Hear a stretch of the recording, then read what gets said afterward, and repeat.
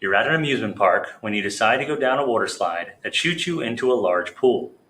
You're moving 8 meters per second horizontally when you leave the slide, and the pool is situated 2 meters below the exit of the slide. How far do you travel in the air before hitting the water below? As usual, our picture is drawn up here on the board. There's you leaving the slide with a velocity of 8 meters per second. We know we're going to be dropping 2 meters down into the water, and we're trying to figure out how far away from the slide we're going to land. All of our numbers in the left and right X direction are in black. Everything in the Y direction, up and down, is in green. So let's pull our numbers out of the problem and our picture and put them into our columns so that we can use them to solve this one. First, we know that our displacement in the X direction is what we're trying to find because the question wants to know how far we travel before getting to the water. So that's my question mark. We know the velocity in the X direction is 8 meters per second because it told us how fast we're coming off of the slide. So we have that bit of information. In the Y direction, we know that we're going to drop 2 meters down into the water. So negative 2 meters is our Y displacement. Our initial velocity is 0 because we're coming off of the slide with a horizontal velocity. There's no up or down velocity. And the acceleration for all projectiles is down negative 9.8 meters per second squared. We can't solve for the displacement in the X straight away because we don't have time.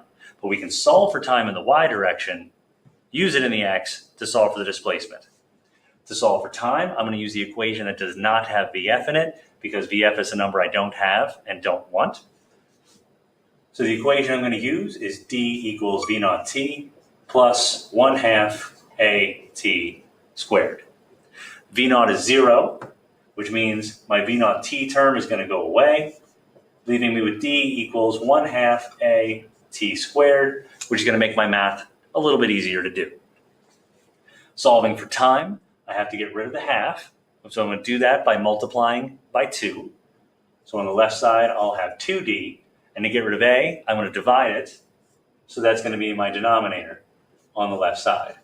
All that's going to leave T squared by itself. And to get rid of the squared, I do a square root.